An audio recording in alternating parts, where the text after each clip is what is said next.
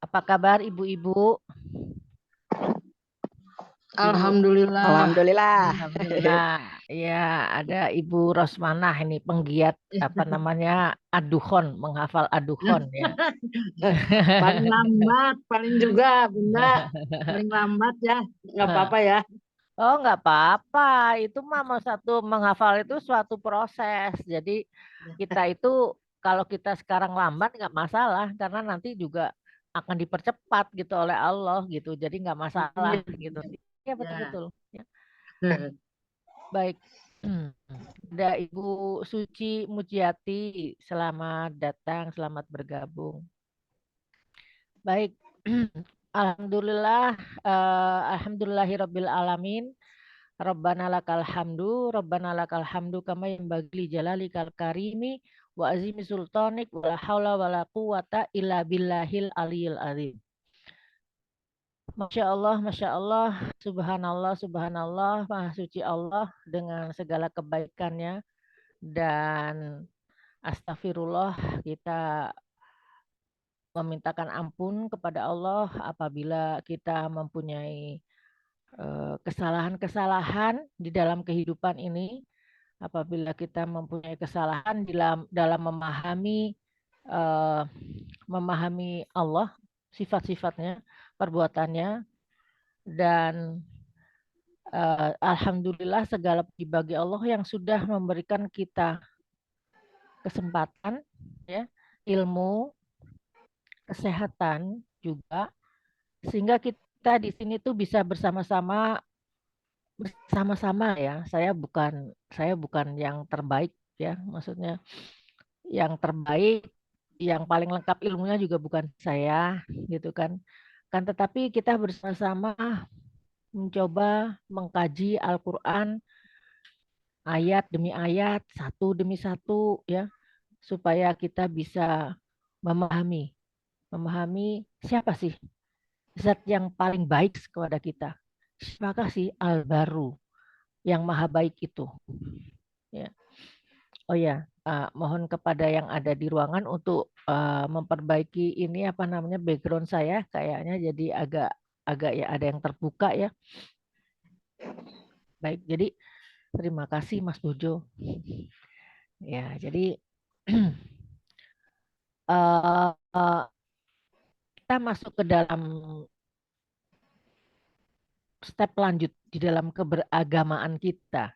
Ya, kalau dahulu kita belajar agama itu kan tentang fikihnya, mana yang halal, mana yang haram, mana yang boleh, mana yang nggak boleh, ya mana yang terbaik, mana ya itu memang harus dipelajari terus. Ya, akan tetapi mungkin ada bagusnya karena kita sudah, saya kira yang di sini sudah usianya di atas 30 ya mungkin ya rata-rata gitu ya. Jadi kita juga sudah selayaknya untuk belajar tentang mengenal Allah. Siapa sih Allah itu? Al-Quran itu adalah salah satu media yang paling tepat untuk mengenal siapa Allah. Karena Al-Quran itu ditulis oleh yang menciptakan kita. Jadi kalau di dalam apa namanya, kalau kita beli mobil itu kan ada manualnya. Kalau kita beli blender juga baca manualnya, ya kan? Jangan sampai salah colok, nanti salah colok malah malah nggak jalan blendernya, gitu kan? Ya, jadi semuanya itu ada manualnya dan manual dari kehidupan kita, dari kita manusia ini adalah Al-Quran itu. Jadi saya tidak akan pernah bosan, insya Allah Allah memberikan istiqomah untuk selalu kita bersama-sama membicarakan ya, berdiskusi, membicarakan tentang ayat-ayat Al-Quran dan kita bersama-sama kita mempelajari bagaimana sih Allah itu gitu. Kan ada sebagian yang mengatakan nggak penting, yang penting tuh yang diamalin gitu. Yang penting itu kita amalkan Al-Quran. Ya bagaimana kita bisa mengamalkan Al-Quran kalau kita tidak tahu apa isi Al-Quran sebenarnya?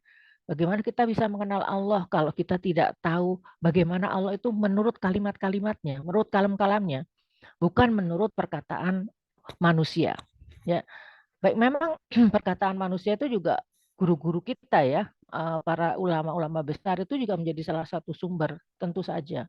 Akan tetapi yang penting juga adalah bagaimana juga kita masuk ke dalam Al-Quran itu sendiri sehingga kita benar-benar bisa punya ilmu yang orisinil tentang siapa Allah yang sebenarnya. Sehingga insya Allah nanti kita ketika kita dengan mempelajari itu, maka kita memperbaiki hati kita, memperbaiki pikiran-pikiran kita, mindset kita, sangka-sangka kita, sehingga kita nanti kalau menghadap kepada Allah, insya Allah dengan hati yang penuh dengan ketenangan gitu ya, hati yang penuh dengan damai gitu ya, hati yang penuh dengan yakin bahwa apa yang kita lakukan di dunia ini adalah sesuatu yang betul-betul uh, untuk kembali kepada Allah Subhanahu Wa Taala, untuk kembali ke rumah kita nanti insya Allah di surga nanti gitu.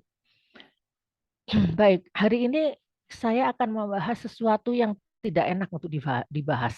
Dan ini memang kalau kita lihat biasanya kalau yang nggak enak dibahas itu yang datang lebih sedikit. Karena ngeri kita akan membahas tentang neraka ya. Ya, tapi mau nggak mau memang harus dibahas dan saya mempersiapkan ini semua juga bukan tanpa beban ya. Saya lebih senang kalau boleh memilih lebih senang untuk membahas hal-hal yang lain selain neraka gitu loh. Akan tetapi ya karena ini memang adalah kalam Allah ya memang harus dibahas, memang harus dikaji, harus dipelajari supaya kita bisa mengambil hikmahnya. Baik. Hari ini kita akan membahas tentang ayat 42 sampai dengan 50 dan itu semuanya tentang neraka ya. Tapi sebelum saya membahas itu, ada 3 bagian yang akan kita bahas hari ini. Yang kita bahas hari ini pertama adalah tentang cerita dulu. Saya mau cerita ya. Cerita tentang nanti kita lihat tentang apa namanya Dracula ya, Dracula. Ada yang saya ingin tahu, ada yang pernah baca cerita Dracula nggak? Ada nggak di sini? Kalau ada coba buka suaranya atau tulis di chat. Apakah ada yang pernah membaca cerita tentang Dracula?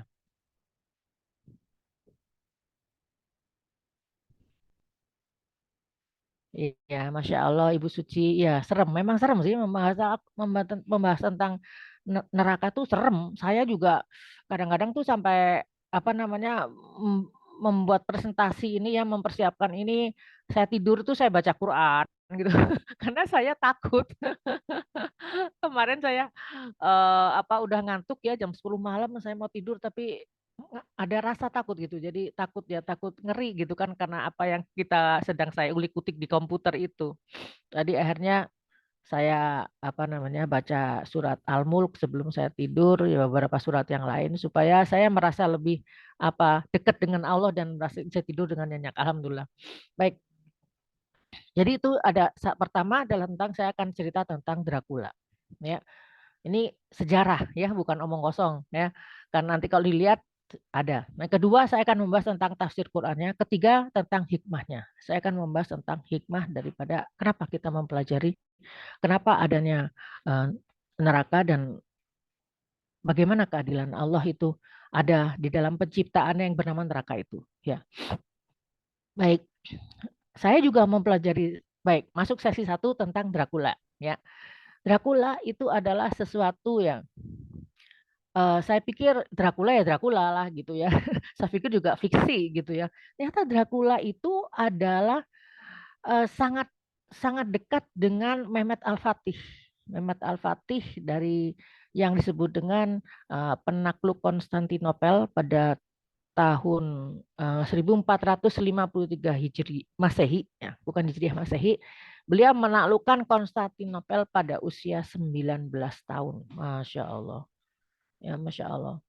Jadi beliau ini adalah anak daripada Sultan Murad kedua. Ya. Dan beliau sejak kecil memang jadi begini, saya mau cerita dikit. Ottoman, ya, Ottoman atau Utsmaniyah, ya. Utsmaniyah dinasti Ottoman atau yang Ottoman orang dari Turkinya bilangnya mereka adalah Ottoman. Sedangkan kalau bahasa Arabnya adalah Utsmaniyah. Ini adalah suatu generasi ya yang dimulai dari sekitar sekitar 1200 sekian Masehi ya, abad ke-13 ya. Dan dinasti ini didirikan pada awalnya itu untuk mempersatukan area di daerah Turki yang berpecah belah. Mereka ingin persatuan. Tapi kemudian setelahnya menjadi Girah Islamiyah. Jadi untuk membangkitkan kembali semangat perjuangan di jalan Rasul, dengan jihad fisabilillah ya.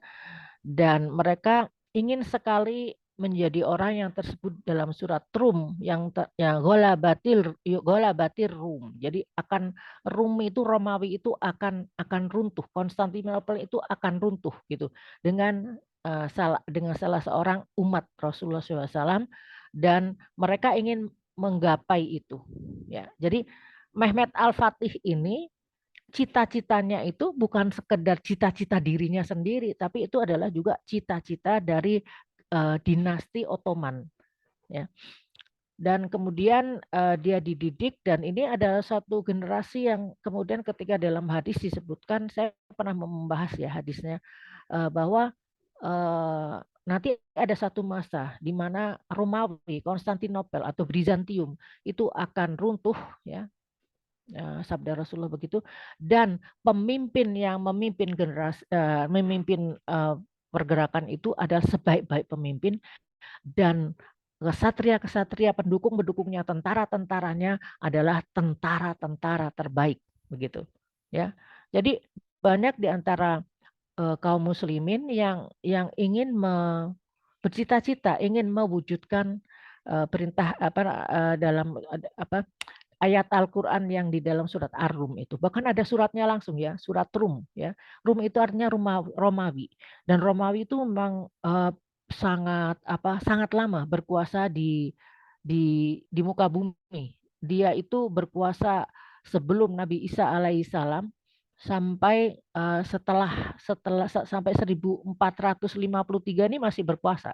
Ya, jadi kebayangkan kalau Nabi Isa alaihissalam kan, jadi mereka sudah berkuasa mungkin sekitar 1500 1600 atau 16 abad gitu Romawi itu. Jadi suatu peradaban yang berganti-ganti, tapi tetap aja termasuk kategori Romawi ya. Dan Romawi itu kalau zaman sekarang direpresentasikannya sebagai Barat ya, negara-negara Barat atau Eropa.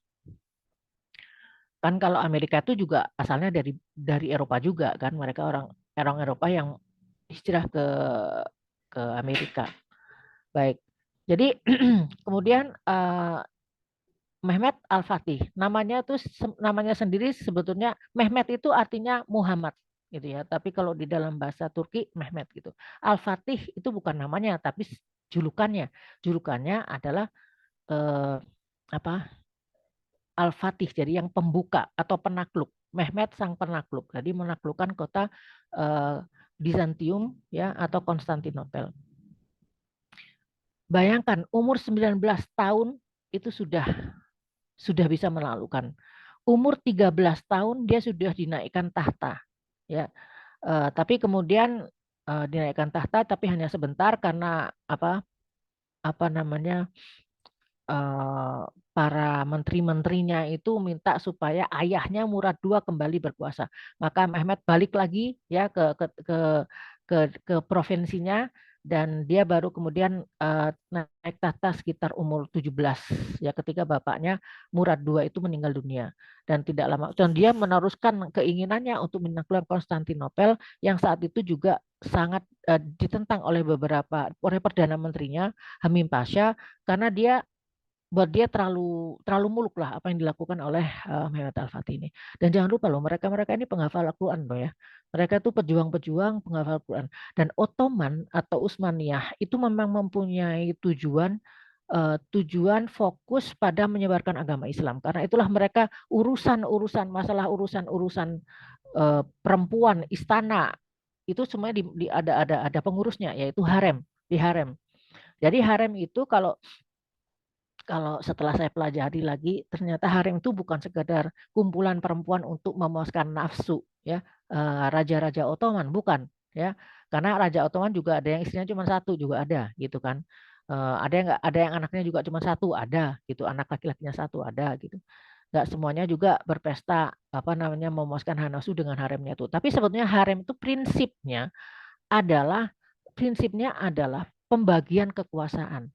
Urusan istana, urusan perempuan, urusan anak-anak, pangeran-pangeran itu diserahkan kepada penguasa harem, yaitu bisa jadi ibu daripada sultan saat itu atau istri daripada sultan saat itu. Ya, jadi dan tujuan daripada harem itu dengan adanya perempuan-perempuan yang ada di harem itu tujuannya untuk memberikan keturunan, memastikan adanya keturunan untuk langgengnya dinasti Ottoman. Ottoman itu baru hilang tahun 1900 ya. Jadi dia dari sekitar 7 abad ya. 7 abad ada di muka bumi ini, Masya Allah ya. Dan itu yang saya pelajari dan Masya Allah ternyata bahwa sistem yang mereka buat itu dengan ada ada ketua harem dan kemudian ada raja yang rajanya tuh fokusnya adalah berperang ya, berperang untuk menyebarkan agama Allah dan memberikan ketentraman di seluruh penjuru dunia.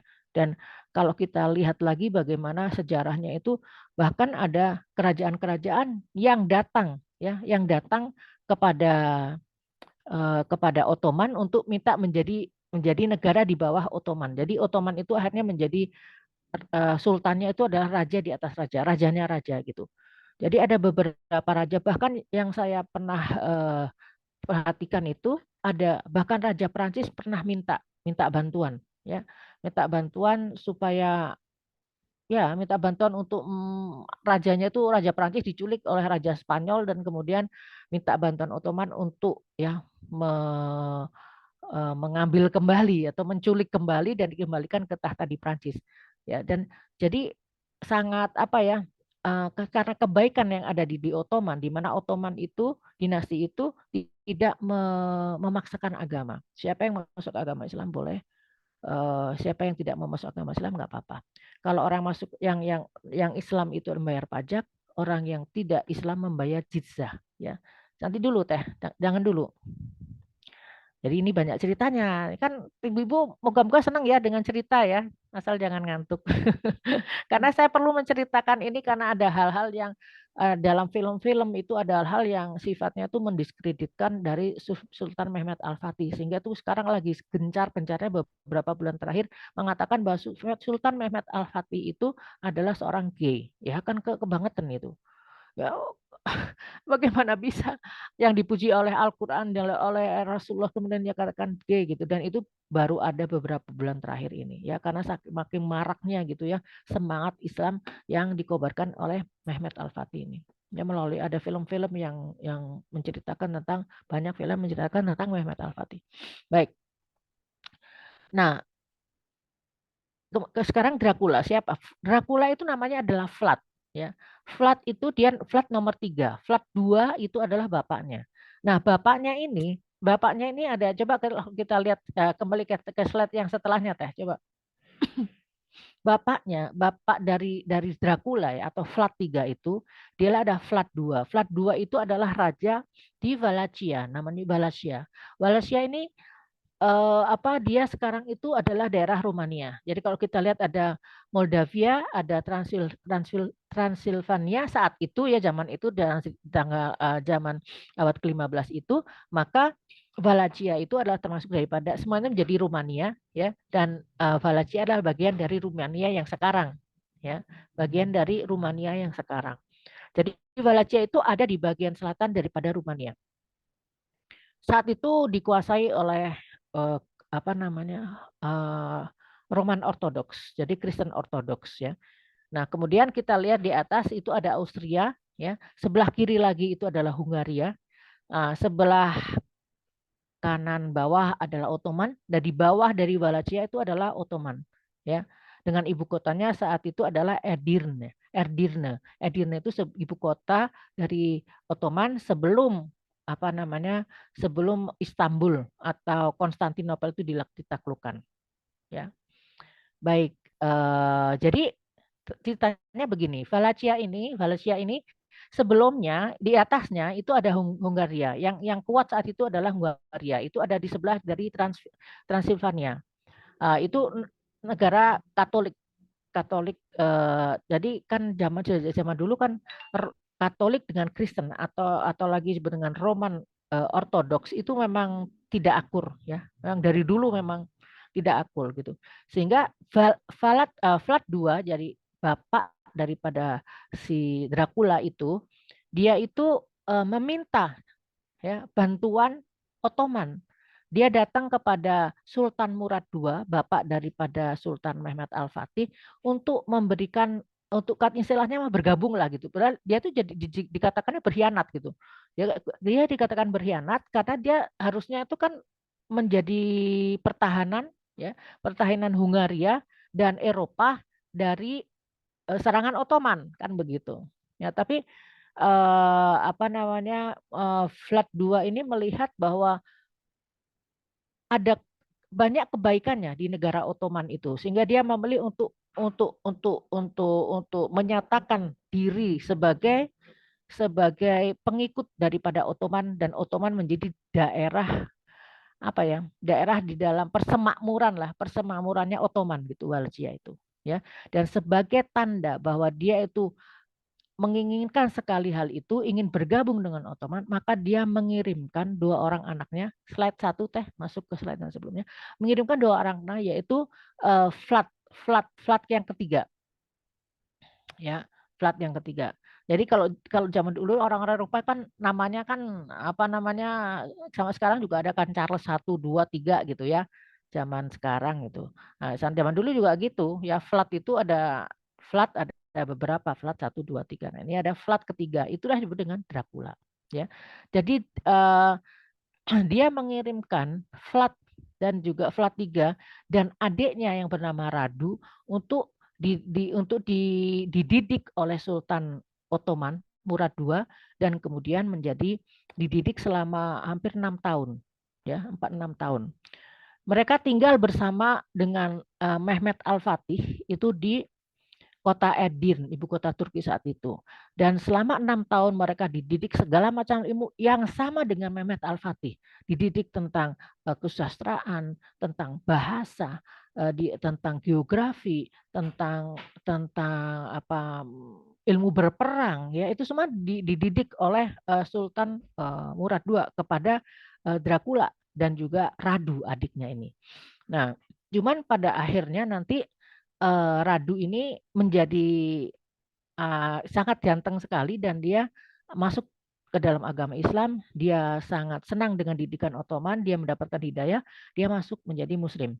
Dan Vlad tidak. Vlad itu memang sejak kecil dia masuk ke dalam Ordo Naga. Ordo Naga itu slide kedua teh. Slide kedua itu apa arti kata Dracul? Dracul itu kalau bahasa Latin artinya naga. Ya. Tapi kalau dalam bahasa Rumania itu artinya juga Dracul itu naga dan juga iblis.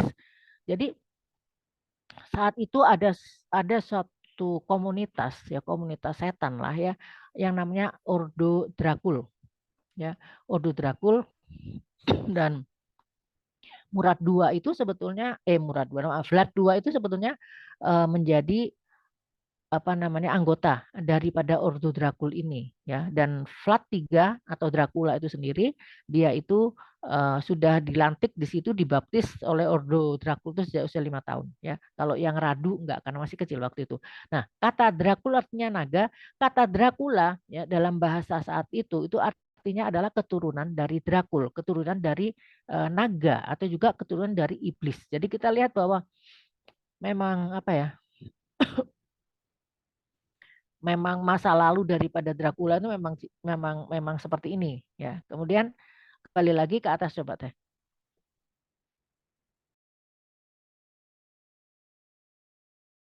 Nah, usia daripada Dracula atau Vlad III dengan Mehmet Al-Fatih itu hanya beda-beda setahun ya. Lebih tuaan Dracula ya kalau nggak salah nih ya kan. Ini 1431 dia lahirnya, dia 1432.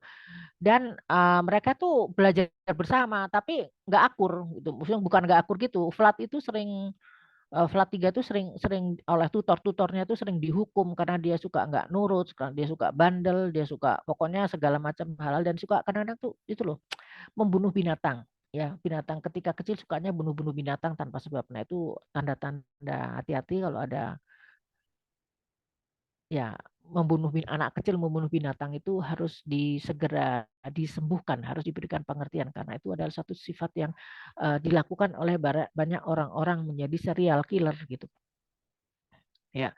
Kemudian pada tahun ke-6 setelah mereka ada di Turki di Edirne, maka saat itu terjadi apa namanya Vlad II itu meninggal, bapaknya Vlad III meninggal, maka Dracula Vlad III itu dikirim oleh Raja Raja Sultan Murad II untuk menjadi pemimpin dari Wallachia, gitu kan ceritanya gitu ya. Baik, selanjutnya yang kedua. Nah, kemudian jadi siapa namanya si Dracula atau Vlad III ini dia tuh pernah 3 kali ya, pernah 3 kali menjadi pemimpin di Wallachia. Yang pertama ketika usia 16 tahun dikirim oleh Ottoman, oleh Murad II untuk mengisi kevakuman karena bapaknya meninggal. Kemudian bapaknya dibunuh ya oleh orang-orang yang berafiliasi dari Hungaria gitu. Jadi ada peperangan gitu loh antara orang Kristen Katolik Wallachia Ottoman itu ada intrik-intrik dan peperangan-peperangan pembunuhan-pembunuhan seperti itu. Dan kemudian setelah itu dia pernah jadi banyak banyak ceritanya dia pernah ke Moldavia si Dracula ini. Kemudian dia terusir karena dia masih muda usia 16 tahun dia sudah terusir berjuang beberapa bulan dia memerintah di situ. Kemudian dia ke Moldavia balik lagi. Kemudian dia mengungsi ke Hungaria dan dia merubah agamanya dari Roman Katolik atau Roman Ortodoks, Kristen Ortodoks menjadi agama Katolik gitu. Karena dia di sana apa namanya diterima ya dan diusir juga oleh anggota dan namanya Boyas. Boyas itu adalah bangsawan Wallachia. Jadi tuan tanah Wallachia yang sebetulnya dia itu penguasa sebenarnya itu adalah si tuan tanah itu. Raja Wallachia itu adalah suatu simbol yang kalau mereka tidak nurut kepada tuan tanah ini maka raja itu bisa digulingkan seperti itu. Dan karena itulah kemudian karena kondisi seperti inilah maka Dracula itu mau survive. Mau survive dia ingin tetap berkuasa, dia punya apa keinginan untuk berkuasa kemana-mana dan dia nggak mau berkompromi, dia nggak mau afiliasi, dia mau berkuasa mutlak dan maka dia melakukan pemberontakan atau membunuh para bangsawan-bangsawan yang menjadi sebetulnya penguasa dari Wallachia itu. Baik, selanjutnya. Nah, nah ini kemudian jadi nah ini yang bikin saya nggak bisa tidur. Jadi si Vlad III atau Dracula itu disebut dengan the Impaler. The Impaler itu artinya impale itu artinya membunuh ya, membunuh dengan cara menusukkan ya kayu yang panjang dan kayu itu sebesar kurang lebih sebesar lengan manusia ya, ditusukkan dari bagian bawah sampai ke atas gitu ya. Dan itu adalah cara Dracula untuk memberikan teror kepada musuh-musuhnya. Dan dia melakukannya dengan sangat kejam ya, sangat kadang-kadang nggak kepikir ada orang seperti ini ya. Jadi kalau bahasa Indonesianya itu disula atau jadi makanya Salatiga sang penyula. Dia jadi orang yang hidup itu ditusuk ya, ditusuk dari bawah, kemudian keluar ya terserah keluar dari mana gitu kan.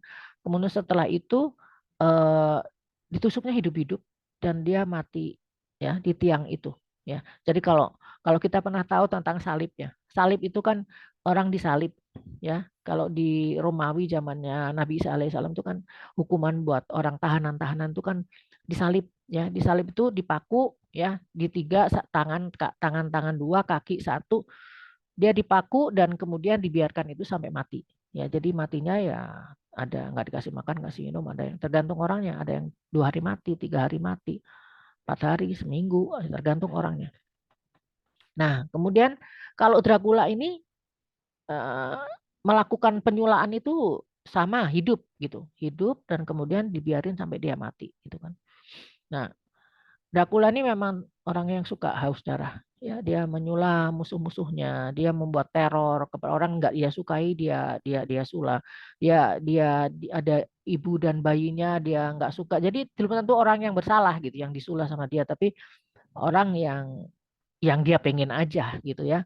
Nah, dia suka pernah ada cerita dia mencuci tangan dengan darah korbannya. Dia minum darah untuk pengganti madu kayak gitu. Kemudian dia pernah merebus ya korban-korbannya itu musuh-musuhnya itu dia rebus kan. Kemudian dia melakukan apa? Makan apa namanya didampingi oleh di area di mana dia melakukan penyulahan itu. Jadi sesuatu yang nggak kebayang ya oleh kita. Bagaimana kita kan makan juga tempatnya pengen yang bersih, tapi dia malah makan di area-area seperti itu. Kemudian juga pernah dia mengirim wabah ke Istanbul. Dia mengirimkan orang yang mempunyai penyakit yang menular ke 6 orang. Dia kirim ke Istanbul. Terus dia bikin ramuan-ramuan yang dicekokin ke tikus. Tikusnya ditaruh di Istanbul. Supaya Istanbul itu runtuh. Jadi dia memang musuh bebuyutannya adalah Mehmet Al-Fatih. Jadi selain masalah personal, kelihatan. Karena dia itu kan teman masa kecil ya. Masalah personal tapi juga dia punya kebencian kepada Islam, kepada Ottoman, kepada semuanya gitu kan ya. Jadi pada suatu ketika pernah terjadi ini ada seorang utusan dari Ottoman yang datang ya dan kemudian dia nggak suka ke utusan hanya karena gara-gara dia memakai sorban maka dia suruh copot sorbannya dan apa si utusan ini tidak mau ya kemudian apa yang terjadi ya dia ambil apa tuh pahat itu paku yang besar itu dan dia paku tuh kepalanya supaya kata dia ini saya paku supaya si sorban itu akan tetap nempel sama kamu katanya gitu ya jadi apa ya dia tuh kayak kayak senang membunuh aja dengan segala macam cara gitu eksperimen dengan cara-cara pembunuhan yang menurut saya itu kekejamannya wah, luar biasa ya selanjutnya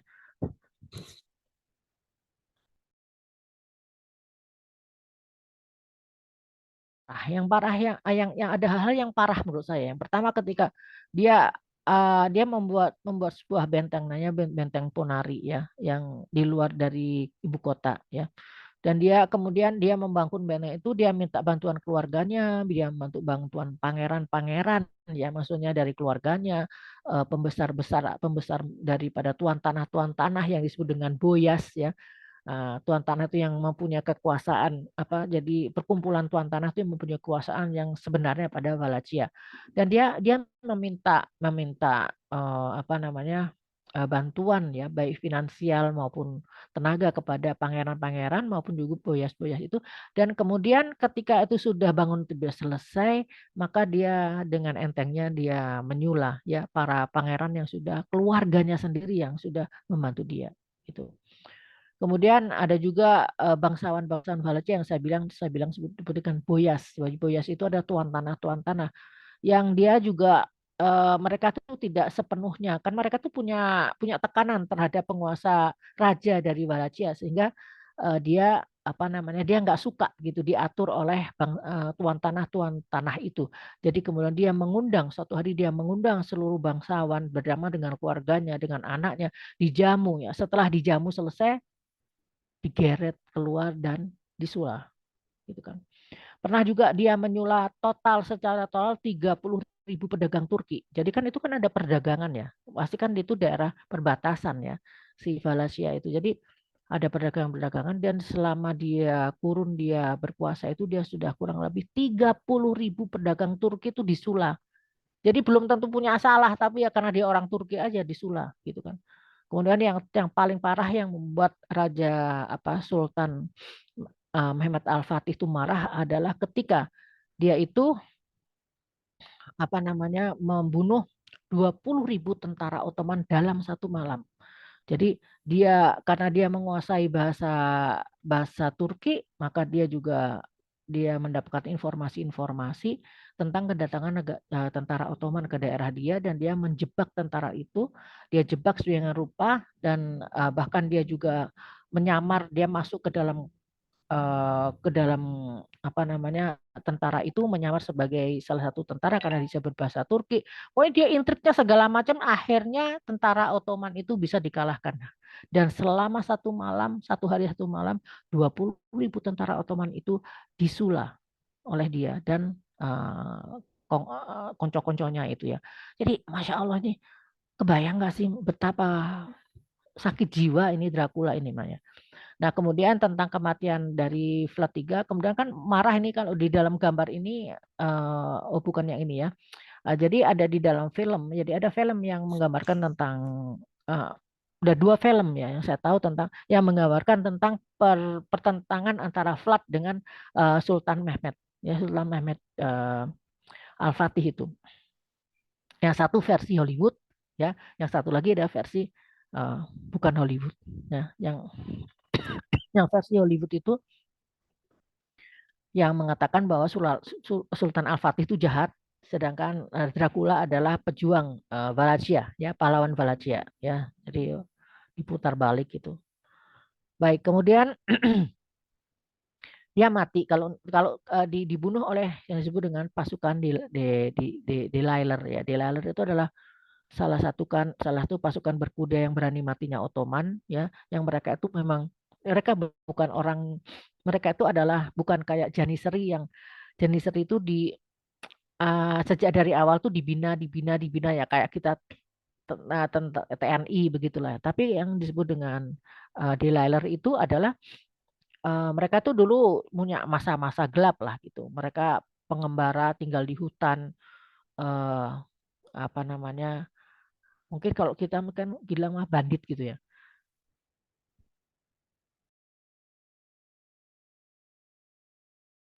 Apa pokoknya penjahat lah awalnya. Tapi kemudian mereka itu bisa ditaklukkan dari diajak komunikasi oleh Sultan-Sultan Ottoman dan mereka bersumpah setia menjadi pasukannya Ottoman dan mereka adalah pasukan berani mati karena memang kerjaannya itu memang berhadapan dengan kematian.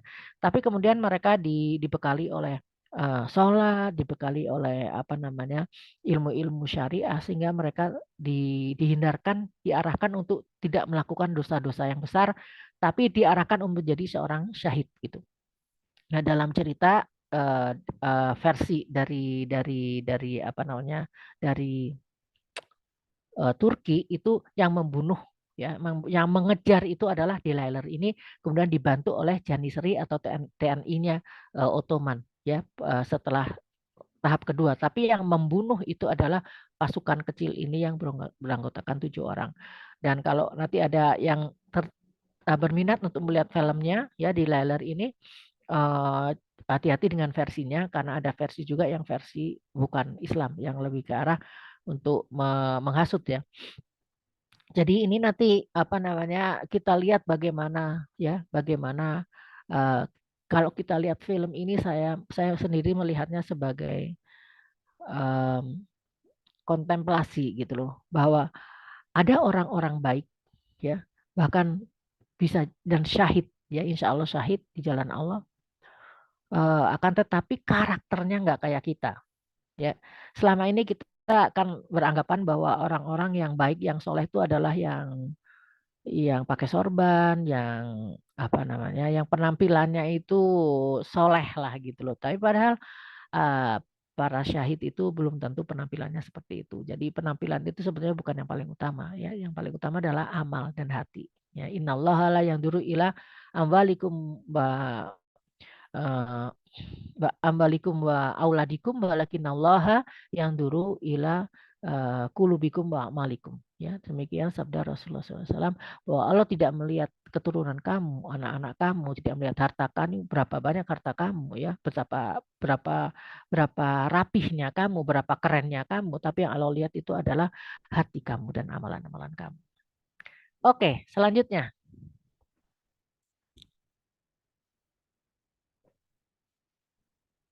Minum kencur dulu ya. Baik.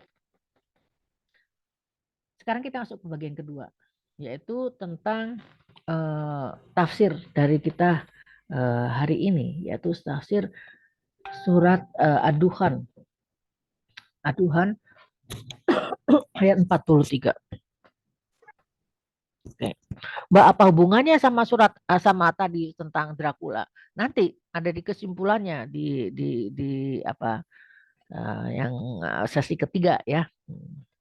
Kayak yang sekarang kita bahas dulu. Yang dulu tafsir dari surat Ad-Duhan ayat 43. A'udzubillahi minasyaitonirrajim. Bismillahirrahmanirrahim.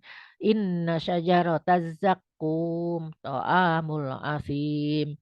Dan sesungguhnya pohon zakum itu adalah to'amun, makanan bagi al-asim. Al-asim adalah orang yang pendosa gitu. Selanjutnya, baik. Eh jadi sebenarnya udah jelas ya. Jadi sudah jelas tentang apa yang di dalam ayat ini adalah tentang pohon zakum, yang pohon zakum itu ada di neraka dan itu adalah menjadi makanan daripada orang-orang pendosa yang ada masuk ke dalam neraka. Ya. Baik, belum. Nah, ya, tapi ada satu asbabun nusul yang perlu kita ketahui, bahwa pada saat itu para kaum musyrikin Mekah itu mereka tidak percaya kepada neraka.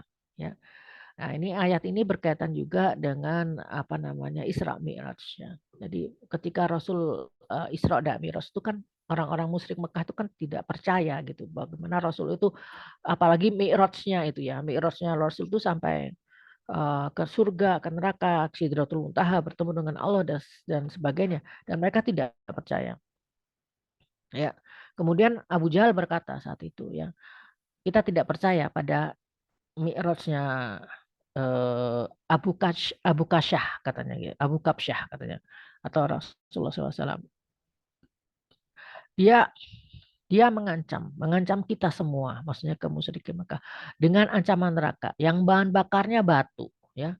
Kemudian dia mengira neraka itu, dia mengira bahwa neraka itu ada tumbuh pohon zakum ya. Padahal kita tahu bahwa neraka itu kan dari api, dan api itu membakar pohon katanya gitu. Jadi bagaimana bisa? Ya, jadi sebetulnya Muhammad itu cuma nakut-nakutin kita.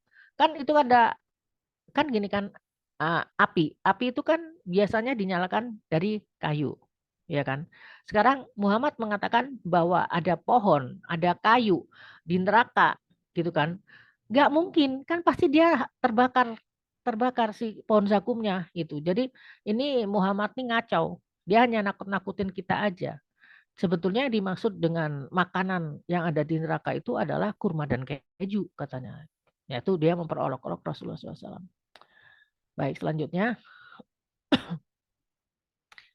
Nah, ini kan apa namanya, perkataan-perkataan seperti ini kan sebetulnya perkataan kebodohan dari manusia ya, ketidaktahuan ya terhadap sesuatu hal itu menjadikan manusia itu salah menilai. Ya, coba kita lihat lagi.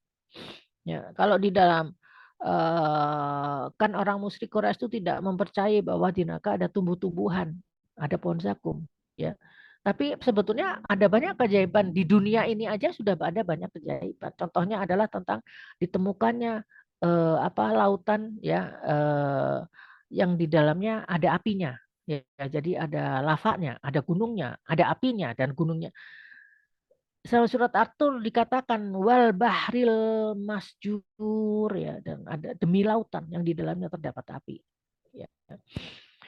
Dulu nggak tafsirnya nggak ada, soalnya Rasul juga ya maksudnya apa, tidak ada yang bisa menafsirkan ini. Sekarang baru ditemukan bahwa ketika orang sudah bisa masuk ke dalam air, sudah bisa menyelam, udah ada punya kapal selam, maka ternyata ada di beberapa lokasi di dunia ini ada gunung-gunung di dalam lautan, dan gunung-gunung itu menyemburkan api. Jadi di dalam lautan itu ada apinya, dan lautannya itu mendidih. Dalam surat Al-Fitr juga disebutkan demi lautan-lautan yang panas yang mendidih gitu. Jadi lautan yang mendidih itu ya karena dikatakan bahwa suhunya bisa atas ribuan derajat itu, yang eh, apa namanya, letusan gunung berapi yang ada di dalam laut itu. Ya. Kemudian ada lagi, misalkan ada asbes. Asbes itu kan semacam serat, tapi asbes itu tahan api sehingga dipakai sebagai bahan untuk baju tahan api. Kemudian juga kita lihat bahwa zaman dulu orang membuat api itu gimana sih kan, kan mereka tuh menggosok-gosokkan kayu atau batu dan kemudian yang kering kemudian akhirnya timbullah api. Itu kan sebenarnya juga agak aneh juga gitu kan. Jadi api dibuat dari ditimbulkan dari kayu atau batu yang digosokkan, tapi kemudian setelah api itu jadi besar maka dia memakan kayu, right? Itu kan apa ya, sesuatu itu yang nggak masuk akal sebetulnya, tapi ternyata ya itulah ya, Allah Maha Besar. Nah, kemudian ada sebuah, ini kemarin dapat cerita dari suami, ada seorang cerita tentang seorang ateis yang berkata, bagaimana iblis bisa dibakar dalam neraka? Bukankah ia terbuat dari api? Ya, api sama api kan harusnya nggak bisa ngebakar, gimana gitu kan? Maka ada seorang temennya ya yang mukmin langsung ditampar itu mukanya, dia bilang gitu. Tuh, lihat tanganku sama muka kamu itu dari daging yang sama, dari kulit yang sama.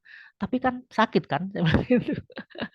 Jadi apa namanya, apa-apa yang dikatakan orang-orang musyrik itu juga adalah eh, apa namanya, tertolak gitulah ya. Dan yang harus kita waspadai dari diri kita adalah kadang-kadang ketidaktahuan kita terhadap sesuatu menjadi manusia itu salah menilai. Ya, ketidaktahuan terhadap sesuatu menjadikan salah menilai. Makanya kita harus apa namanya, berbesar hati untuk mengatakan bahwa kita tidak tahu semuanya. Ya, dulu ketika saya masih kecil, saya itu paling jijik, saya paling nggak suka sama bekicot, gitu ya. Karena aduh itu di rumah saya itu banyak sekali, ada banyak pohon pisang di rumah saya. Sehingga bekicot itu adalah hama dan sangat di dinding banyak. Saya sangat gak suka dengan bekicot dan agak geli gitu. Ketika saya ke Perancis ternyata bekicot itu ketika orang tahu masaknya, ya mereka tahu kandungan nutrisinya.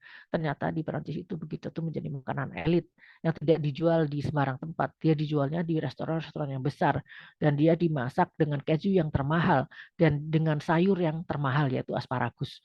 Jadi saya pikir, wah ini memang beda ya. Maksudnya orang tuh kalau tidak mempunyai ilmu, ya akhirnya kita bisa salah menilai. Ya meskipun saya juga tidak pernah makan bekicot meskipun mahal ya, karena enggak lah udah yang lain aja. Oke, selanjutnya.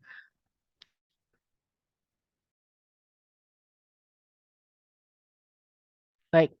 Ya, pohon zakum itu sendiri kita sudah sering bahas ya. Mungkin saya akan cepat saja tentang bahasan pohon zakum itu.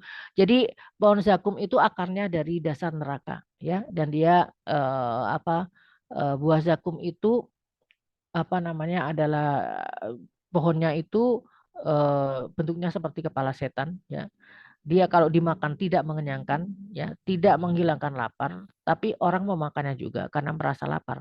Tapi setelah dimakan juga nggak lapar, yang ada malah siksa karena zakum itu setelah dimakan maka dia itu menjadi seperti cairan tembaga atau cairan minyak, cairan tembaga yang mendidih ya dalam perutnya dan bisa menghancurkan isi perut dari manusia itu.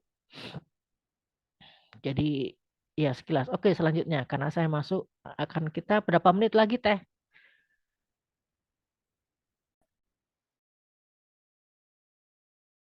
Sampai jam 5 ada sekitar 2 menit, Bunda. Saya bisa. Iya. Mungkin saya minta 10 menit lagi ya. Oke. Kal muhliyah lil fil butun kagol yil hamim. Jadi buah zakum itu eh, dia itu kalau di dalam perut itu seperti minyak yang mendidih ya. Atau ada yang mengatakan tafsirnya tembaga yang mendidih ya.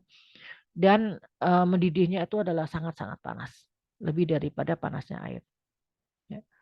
Kemudian setelah itu, setelah makan dari buah zakum itu, kagol yil hamim, maka minumannya adalah air yang mendidih. Ya, naudzubillahi min dzalik.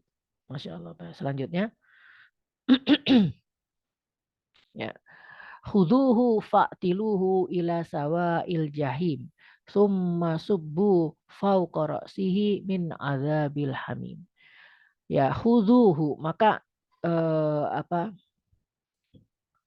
Allah memerintahkan khuduhu ya. Nah, ini perintahnya kepada malaikat yang huduknya jamak ya. Malaikat Zabaniyah diperintahkan untuk mengambil orang-orang yang pendosa tadi. Kemudian fa'tiluhu, kemudian diseretlah dia ke bagian tengah daripada neraka. Kemudian setelah itu summa subbu fauqa, kemudian tuangkan fauqa ra'sihi, di atas kepalanya itu azab dari berupa azab air yang sangat panas. Naudzubillahi min dzalik. Baik, saya merinding ya, saya sedih membacakan hal seperti ini. Ya kan, tetapi apa bisa kita lakukan, yaitu kita berdoa ya, naudzubillahi min dzalik, naudzubillah min dzalik, Allahumma ajirna minan nar, Allahumma ajirna minan nar, Allahumma ajirna minan nar. Ya Allah, jauhkanlah kita dari siksa api neraka itu. Ya. Baik, selanjutnya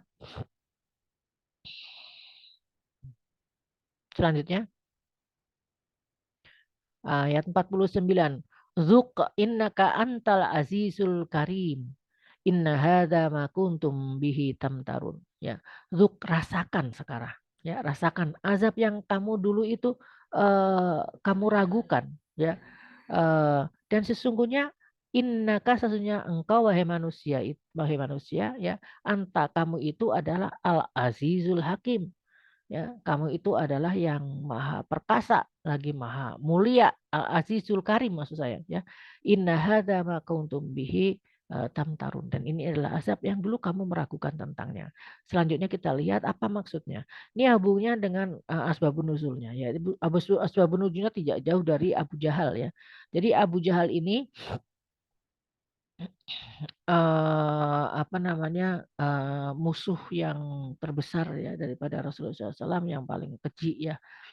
Pada saat itu Rasulullah bertemu dengan Abu Jahal. Ya, ini asbabun nuzulnya seperti itu. Maka Rasul bersabda, sesungguhnya Allah memerintahkan kepadaku untuk mengatakan kepadamu bahwa aku diperintahkan untuk memberi peringatan kepada orang-orang yang dekat denganmu, maksudnya dengan Rasul ya. Dan peringatilah orang-orang yang lebih dekat kepadamu, dan peringatilah orang yang terdekat denganmu. Ya, jadi Rasul itu diperintahkan Allah untuk memberikan peringatan. Tapi sebetulnya yang paling apa namanya, yang paling diperintahkan lagi adalah dari keluarganya. Makin dekat keluarganya, makin harus diberikan peringatan, gitu ya. Jadi karena Abu Jahal ini adalah paman dari Rasulullah SAW.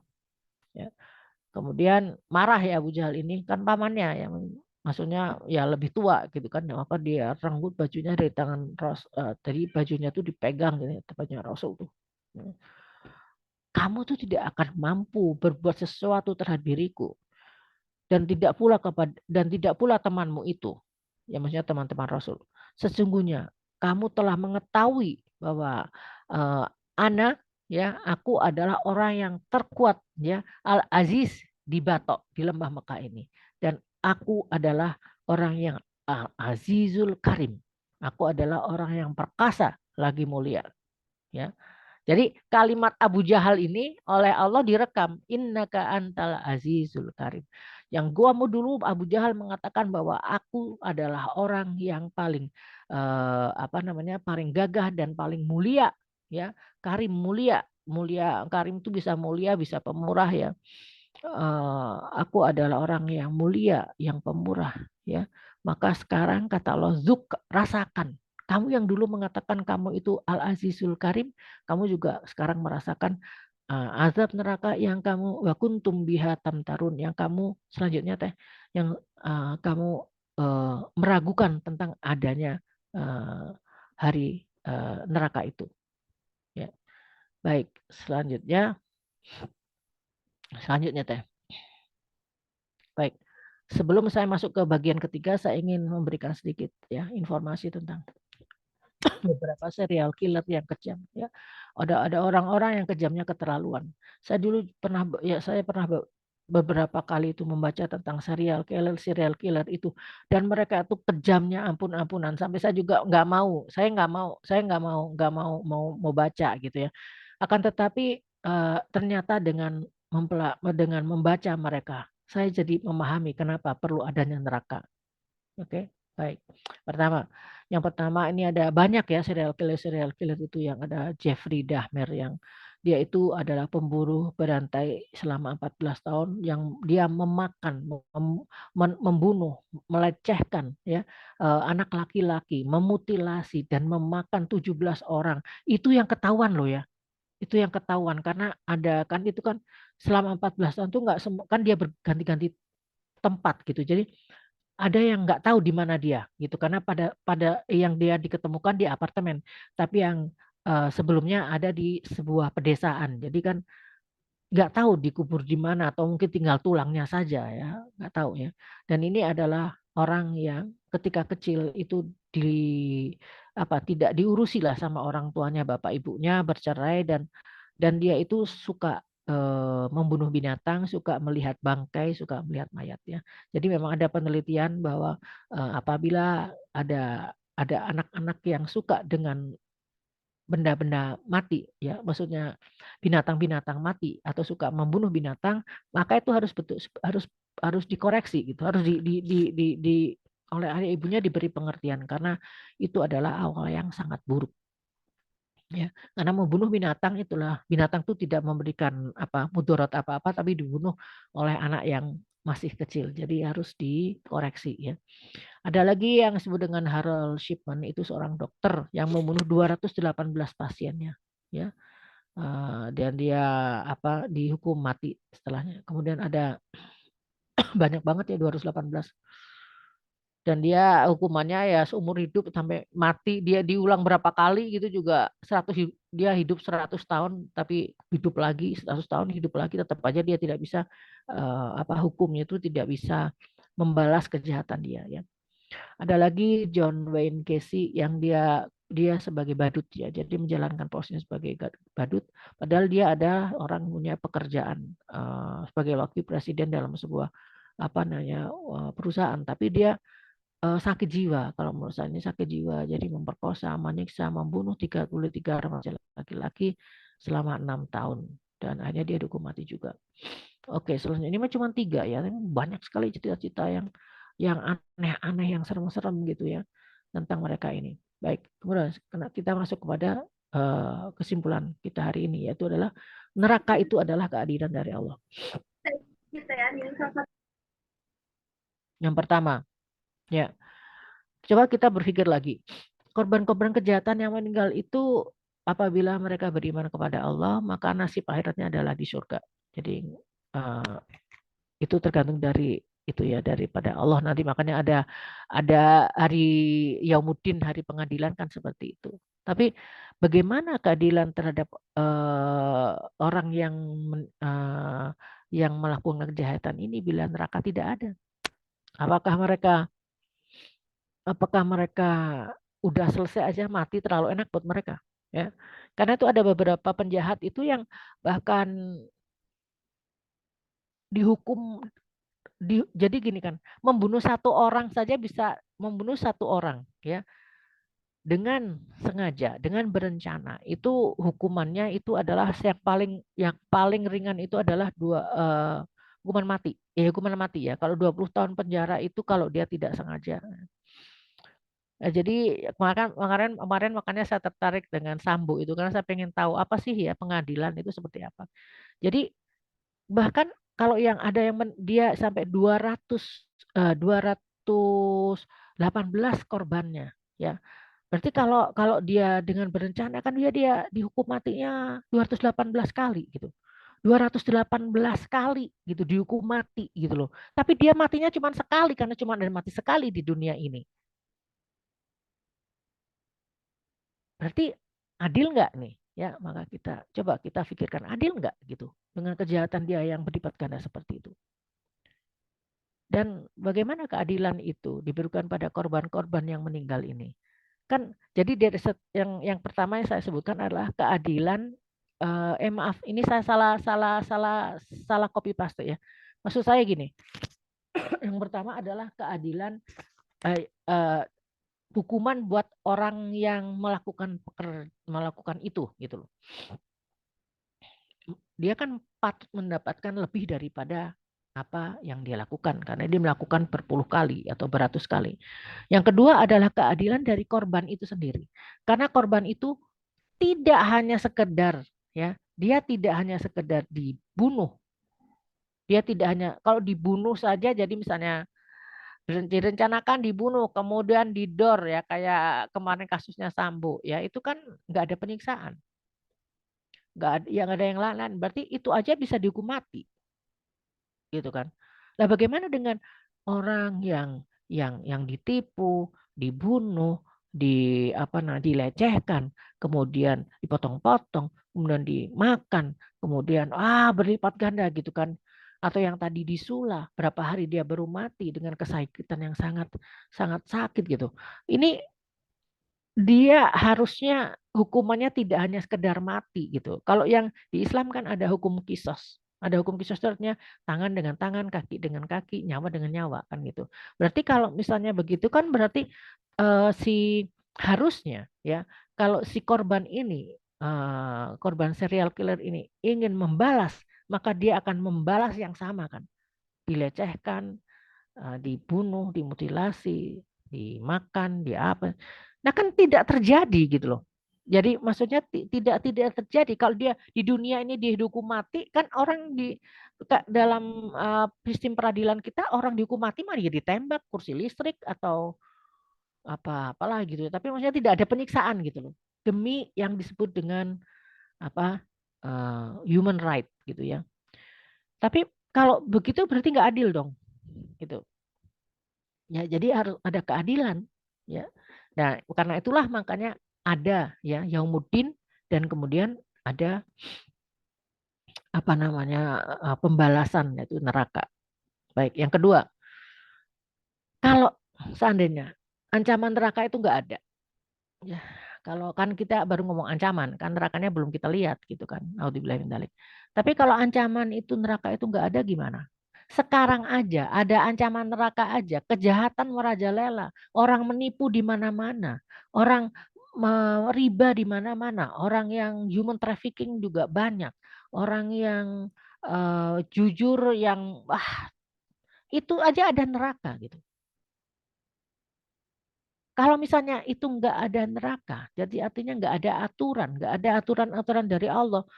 Kemudian manusia itu kan bisa berbuat seenaknya. Siapa yang kuat, siapa yang menang. Sekarang aja sudah mengerikan seperti ini. Kalau nggak ada neraka, apalagi? Kalau nggak ada aturan, ada surga neraka, apalagi coba? Satu sama orang, satu dengan yang lain tuh bisa semaunya aja. Atau kalau kita bayangkan di dunia ini nggak ada polisi, nggak ada surga neraka. Apa yang terjadi? Bukankah kita nggak akan pernah hidup dalam kedamaian? Kita nggak akan pernah hidup damai apabila tidak ada aturan. Karena aturan itu sebetulnya untuk memproteksi kepentingan manusia bersama. Selanjutnya, satu slide lagi. Ya, ini ya bahwa tentang neraka itu sendiri. Neraka itu adalah ciptaan kejadian Allah, ciptaan dari Allah. Ya, baik. Jadi Allah itu al-baru. Allah itu adalah zat yang maha baik. Ya, zat yang maha baik. Ya, saat itu saya punya seorang teman ya, yang suka sekali mengatakan Allah maha baik, Allah maha baik. Ya, beliau adalah soleha lah. Ya, beliau orang yang sangat soleha. Kemudian dia suka mengatakan Allah tuh maha baik di Facebook. Ya, kemudian ada seorang ibu yang mengatakan kalau mengucap tuh pakai asmaul husna aja. Jangan mengatakan Allah maha baik katanya gitu kan. Kemudian saya menulis langsung di bawahnya saya bilang, "Iya, Allah maha baik tuh memang asmaul husna. Asmaul husna adalah al-baru."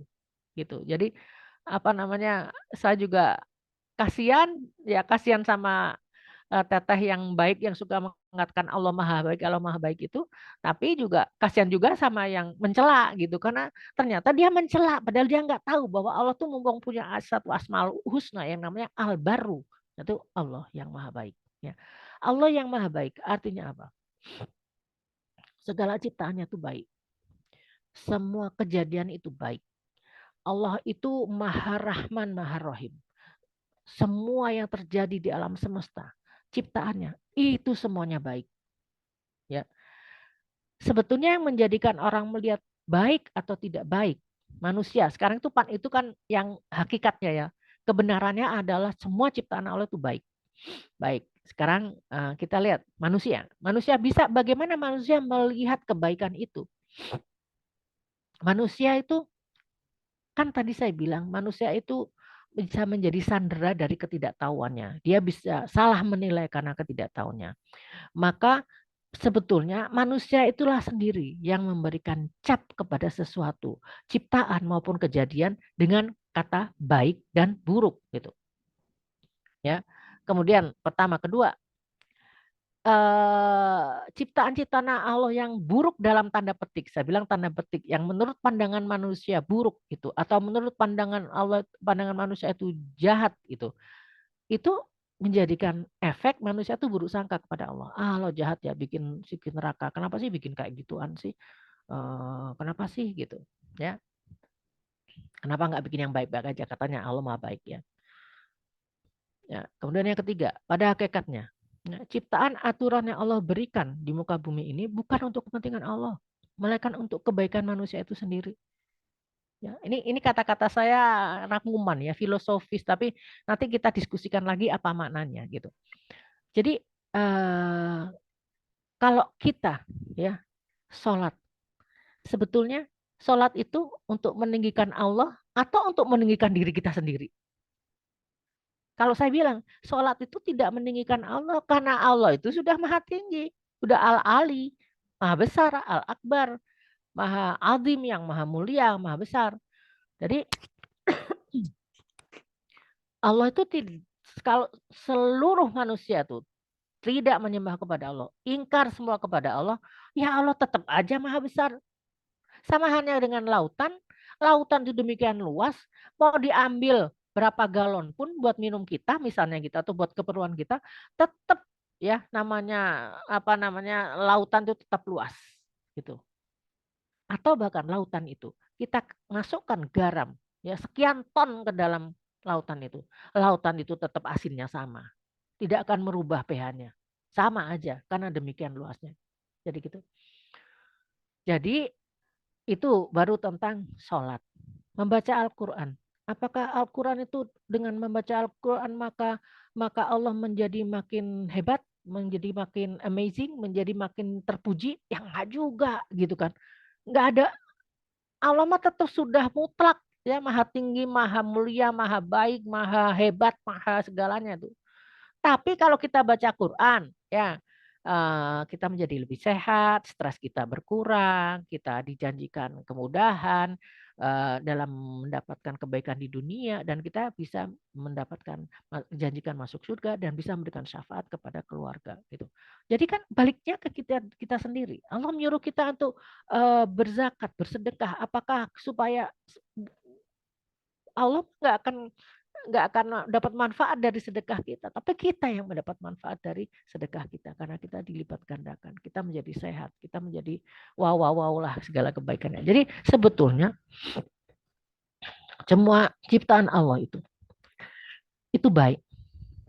Tapi bagaimana kita tahu bahwa semua ciptaan Allah itu baik? Kalau kita syaratnya satu, melihat dunia dan akhirat itu satu paket. Jangan melihat dunia aja, tapi harus dunia sama akhirat itu jadi satu. Karena hidup di dunia itu belum selesai kalau tidak ada akhirat. Urusan dunia itu nggak ada yang selesai. Harus ada nanti di akhirat. Orang-orang yang berbuat keburukan, ya, yang berbuat jahat, yang dizolimi, ya dia berhak dong mendapatkan keadilannya di akhirat. Orang-orang yang sudah hidup dengan nyaman, dengan sentosa di dunia ini, dia harus dong ditanya tentang nikmat-nikmat yang diberikan Allah kepadanya gitu. Jadi sebetulnya semuanya itu baik ya. Dan inilah yang tugas kita ya sekarang ini adalah bagaimana kita memahami bahwa semua kejadian itu baik, semua ciptaan Allah baik, semua ciptaan itu Allah itu baik. Bagaimana caranya? Caranya berpandanganlah seperti bagaimana Allah memandang. Caranya gimana? Ya belajar Al-Quran. Al-Quran itu adalah si Allah. Mencuci kotak kita. Menjadikan kita memahami segala sesuatu itu sesuai dengan pandangan Allah. Oke, itu yang bisa saya sampaikan hari ini. Untuk diskusi, kalau ada yang bertanya boleh.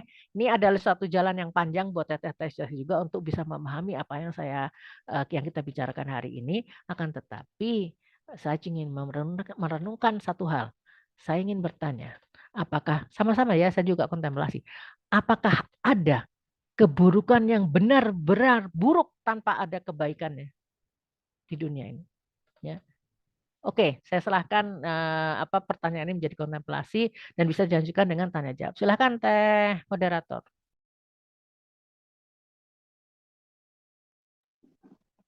Bunda Erlangin, terima kasih Bunda. Kita mangga kontemplasi dari Bunda, apakah ada keburukan yang benar-benar tanpa ada kebaikannya?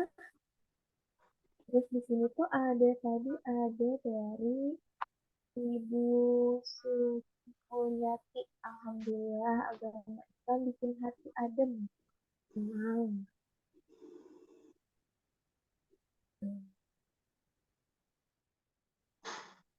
Gimana Teh, ada tanggapan Teh sini? Enggak, yang itu yang didiskusikan. Iya, iya.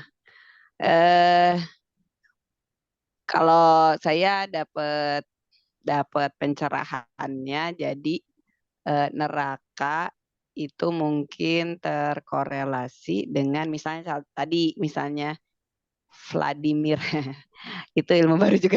Vladimir III, Dracula III ini pernah membunuh misalnya 20.000 pasukan, 30.000 pedagang, kan ribu-ribu ya. Terus misalnya belum taubat, dan memang kan dalam sejarah itu iya maksudnya manusia itu ada yang begitu gitu ya. Nah inilah yang mungkin terhubungkan dengan neraka begitu. Jadi bukan orang-orang baik yang kemudian, ya kalau di dalam Al-Quran kan ada Bashir wa Nadhir gitu ya.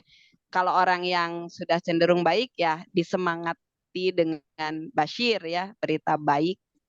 Tapi mungkin orang-orang yang kayak, kan ada ya yang pernah Westerling misalnya, kalau Indonesia punya dulu sejarah di Pulau Kalimantan kalau nggak salah ya, 40.000 dia tembaki dengan senjata begitu ya dalam satu malam gitu.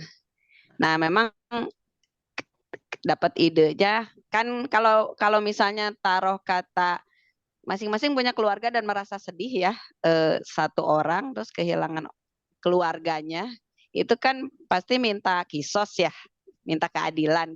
Waktu kasus Pak Sambo Joshua meninggal, keluarganya juga minta hukum mati, padahal kan beliau Kristen ya, tapi secara fitrah meminta kematian gitu untuk Pak Sambo gitu. Ini kebayang 20.000 jadi 20.000 harusnya 20.000 kematian Vladimir Dracula, belum ditambah 30.000 pedagang yang mati, mintanya 30.000 kematian Dracula begitu ya. Ya jadi masuk akal ketika misalnya Vladimir misalnya tidak tobat ya.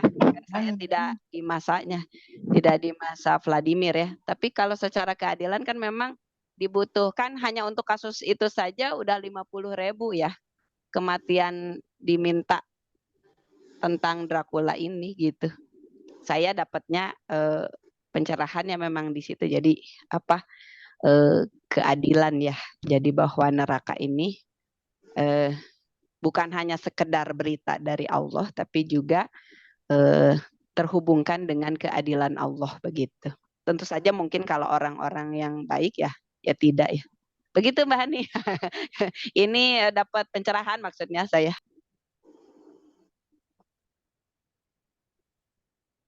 Bunda mati suaranya. Suara bundanya. Oh iya, maaf. Oh jadi ada manfaatnya ya tes ini ya, pengajian kita hari ini ya. Saya juga senang soalnya membahas tentang neraka itu, waduh berat sekali, berebet itu kalau membahas tentang neraka itu ya, karena sangat sangat mengerikan. Oke, jadi begitu ya. Baik, ada teman-teman ada yang mau menambahkan? Terima kasih juga, ini silahkan raise hand atau di chat langsung kita bahas di sini, atau mau buka mikrofon juga boleh. Terima kasih kepada Ibu Suci dan juga Ibu Rosmanah yang sudah berinteraksi di kolom chat ya. Saya senang sekali kalau ada yang memberikan Teh Warniti juga ya berinteraksi di kolom chat. Saya suka gitu kalau kita itu berinteraksi gitu karena mempelajari Al-Quran itu tidak sekedar cuman mendengar tapi juga harus berpikir, kemudian merasakan dan kemudian kita berkomunikasi. Kenapa? Karena Al-Quran itu adalah sibgoh, membersihkan dari don-don kita. Kalau kita tidak pernah berkomunikasi, jadi kalau mengaji itu hanya mendengar saja. Kalau misalkan salah pengertian bagaimana gitu. Jadi sebaiknya memang kita lebih harus memantapkan komunikasi kita. Jadi ayo silakan, terima kasih sudah berkomunikasi di kolom chat. Sekarang siapa yang mau menambahkan, berkomentar, nggak selalu harus bertanya ya, Ini berkomentar. ada Bu Suci, Bunda. Iya, Bu. Assalamualaikum Bunda. Waalaikumsalam warahmatullahi wabarakatuh. Saya Iya, nggak mendiskusikan pertanyaan tadi, iya. bahkan saya mau bertanya, boleh ya? Boleh, bertanya juga boleh. Kalau pendapat saya, kalau yang diberikan Allah itu dengan segala macam kejelekan gitu yang diterima entah oleh siapapun, itu ada efek atau akibat hikmah yang disebut gitu. Iya, Kalau hikmah itu kan mungkin kebaikan ya. iya. Tapi kalau lihat dari keburukan yang dibuat oleh si yang tadi diutarakan oleh Bunda, mungkin itu tidak ada hikmah ya di situ. Maksudnya orang yang berbuat jahat itu. Bukan dari kejadian tersebut gitu, itu tidak ada hikmahnya ya berarti kalau gitu. Makanya saya nih ya, apa bedanya gitu kebaikan dengan hikmah gitu. Oh, iya. Maaf ini saya juga nanti kalau Ibu Rosmanah kurang paham, ulangin lagi ya, tambahin lagi pertanyaannya. Karena saya juga tadi yang awalnya saya nggak paham, tapi ketika Ibu bilang apa bedanya hikmah dengan kebaikan.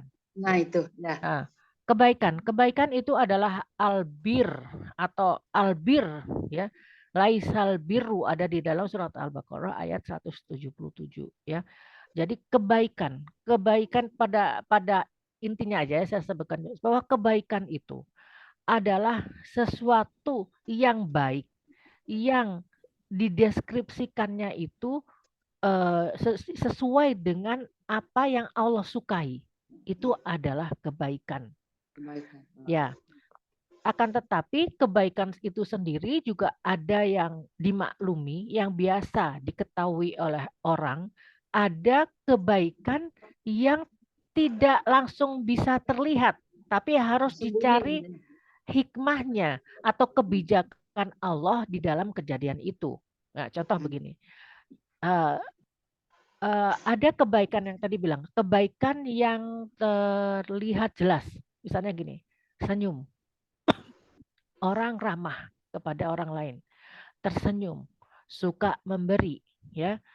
Itu adalah sesuatu kebaikan yang dimaklumi. Ya. Yang dimaklumi, artinya semua orang pada tahu gitu loh. Bahwa saya seneng dia mah baik orangnya, kadang-kadang suka kirim kue ke rumah saya. Nah, itu semua orang tahu itu adalah kebaikan gitu loh. Nah, tapi ada kebaikan yang tidak difahami oleh manusia itu. Sehingga Allah perlu menjadikannya itu bahkan sebagai sunnah ataupun kadang-kadang wajib. Gitu loh. Contoh misalnya,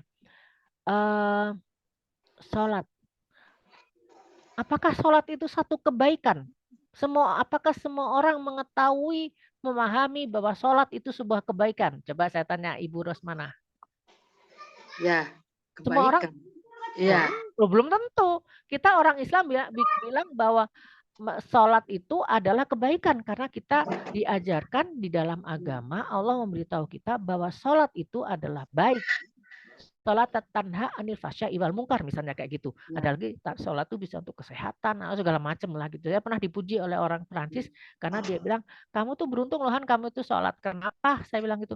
Karena dengan sholat kamu tuh fleksibel, kamu bisa duduk begini loh, yang apa di antara dua sujud itu kita orang Eropa nggak semuanya bisa seperti itu katanya gitu. Oh gitu kan, jadi kamu bisa sujud, bisa ruku, itu nggak semua orang bisa. Oh gitu ya, alhamdulillah gitu. Jadi ada manfaat-manfaatnya. Jadi kembali lagi, orang yang tidak tahu, ada orang yang tidak tahu bahwa sholat itu membawa kebaikan. Ada buktinya mereka tidak sholat. Ya kan Bu, orang non muslim. Mereka ada juga orang, ada orang yang muslim juga yang malas-malas sholat, ada. Karena tidak menganggap sholat itu sebuah kebaikan. Padahal sholat itu adalah kebaikan. Karena kita taunya dari mana? Dari perintah Allah. Nah, untuk mengetahui bahwa sholat itu adalah kebaikan, maka harus dicari hikmahnya. Jadi hikmah itu asal katanya hakama. Hakama itu artinya keputusan juga, tapi artinya hakim itu adalah yang memutuskan dengan baik, dengan hikmah. Jadi ada kebaikan-kebaikan yang dia itu harus dicari hikmahnya supaya akhirnya orang menerima, oh baik ya gitu kan, oh itu memang satu kebaikan gitu loh. Contoh sholat tadi, kalau orang tidak sholat maka tidak ada sesuatu yang menahan dia dari godaan setan. Artinya dia bisa melakukan apa saja. Artinya dia bisa berbuat buruk kepada orang lain. Kan inna sholata tanha anil fahsya'i wal munkar. Allah itu mencegah sholat itu mencegah dari perbuatan buruk kan gitu ya. Nah, kalau kita nggak kelihatan, tapi ini harus perlu iman. Karena kita mana buruk menahan kitanya caranya gimana ya? Itu kan ada malaikatnya. Kita mau berbuat, kita lihat oh ada orang menyuguhkan apa namanya wine misalnya, kita nggak mau. Oh ada yang ngasih apa namanya sogokan, kita nggak mau. Nah itu kan itulah yang disebut dengan proteksi gitu. Tapi yang ini adalah perlu keimanan gitu. Gitu Bu. Jadi pada intinya gini ya, kebaikan itu ada sesuatu yang membawa kebaikan buat diri kita dan juga orang-orang di sekitar kita dan alam yang di sekitar kita, itu adalah kebaikan. Tapi kebaikan, ada kebaikan yang semua orang tahu bahwa itu kebaikan, ada kebaikan yang tidak semuanya bisa diketahui secara langsung, tapi harus dicari hikmahnya dulu. Gitu Bu. Baik. Terima kasih jazakallahu khairan katsiran.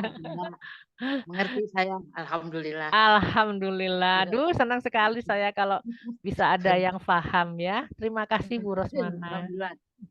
Paham. Iya, Bunda, makasih. ini ada dari Bu Suci ya. Kalau pembunuhan fisik jelas kelihatan. Bagaimana menyikapi pembunuhan karakter yang marak akhir-akhir ini? Ya ini ya, terima kasih atas diskusinya. Ya itu pembunuhan fisik jelas kelihatan. Ya, pembunuhan karakter nih yang fitnah itu yang justru bisa jadi lebih kejam. Jadi al fitnatu akbaru minal qatl, bahwa fitnah itu lebih kejam daripada pembunuhan. Ya.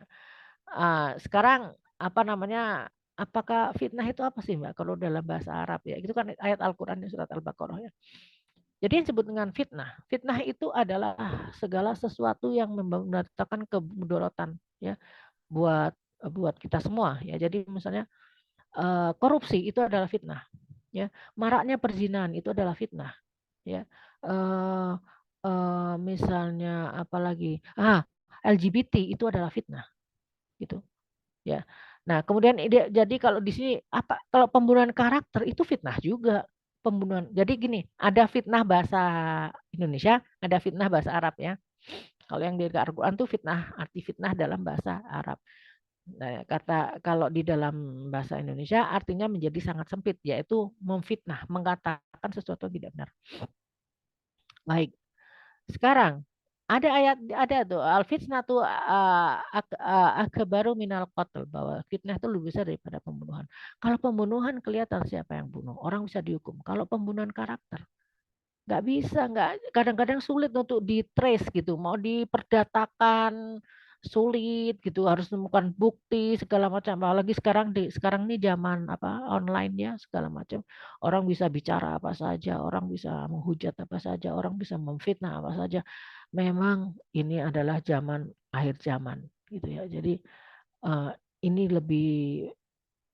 bisa lebih besar daripada pembunuhan, tergantung bagaimana fitnahnya itu. Karena ada fitnah yang sampai seperti contoh aja, fitnah PKI itu kan membuat fitnah itu PKI itu, sehingga sampai yang mati itu sampai ribuan orang kan yang karena fitnah PKI itu yang disebut dengan al fitnatu akbar minal qatl, seperti itu. Jadi makanya kembali lagi kita perlu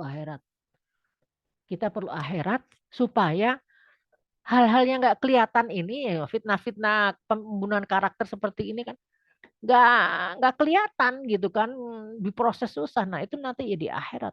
Makanya harus ada hubungan antara dunia dan akhirat. Kalau enggak, kita akan mengatakan, ada kan perkataan orang-orang, dunia itu memang nggak adil.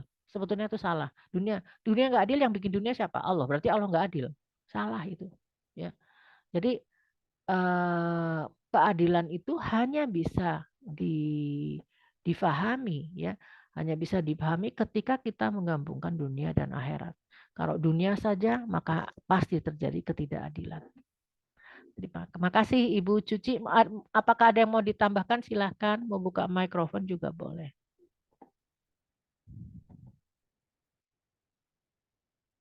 Oke. Baik, Bu Cucu apa nih, saya suka bilang Allah Maha Baik, baru tahu ada di Asmaul. Iya, hafalin Bu. Ya, hafalin Asmaul Husna-nya. Wah, kita tuh perlu loh menghafal Asmaul Husna itu, karena Asmaul Husna itu adalah sifat-sifat Allah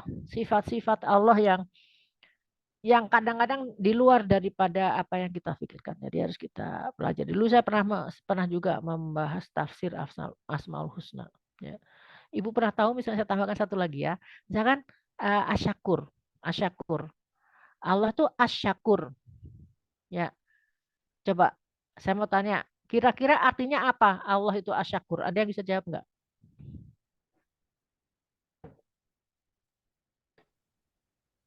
Ada yang mau berusaha jawab? Allah asyakur, sifat Asmaul Husna. Asyakur itu artinya apa? Maha berterima kasih.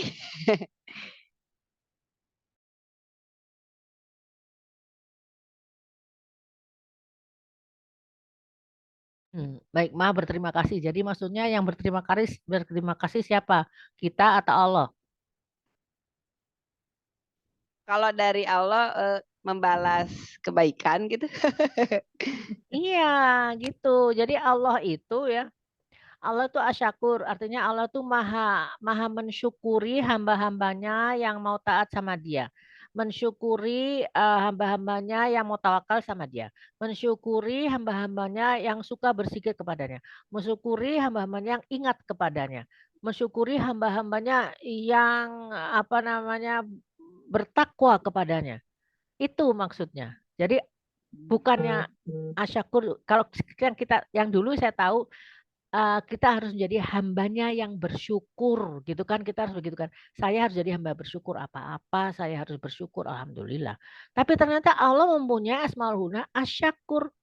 Allah itu nggak perlu bersyukur sama kita yang harusnya bersyukur sama Allah. Tapi Allah karena maha baiknya Allah, maha mulianya Allah, maha-mahanya Allah ya, sehingga sampai Allah mempunyai Asmaul Husna asyakur. Karena itulah kemudian ketika ada hamba-hambanya yang bersyukur kepada Dia, yang mendekat kepadanya, maka Allah tuh akan membalas lebih baik lagi karena Dia mempunyai Asmaul Husna asyakur. Begitu. Oke, mungkin kita sudah sampai penghujung waktu belum, Teh Wina? Sudah, Bunda, kita lewat 9 menit. Alhamdulillah. Iya, baik. Baik, silakan ditutup. Semoga kita minggu depan bisa bertemu lagi ya teman-teman ya. Ajak teman-temannya. Insya Allah bisa jadi kita minggu depan itu adalah sesi terakhir surat Ad-Dukhan. Kita akan membahas tentang surga dan membahas tentang hikmah daripada surat Ad-Dukhan. Assalamualaikum warahmatullahi wabarakatuh. Waalaikumsalam. Waalaikumsalam.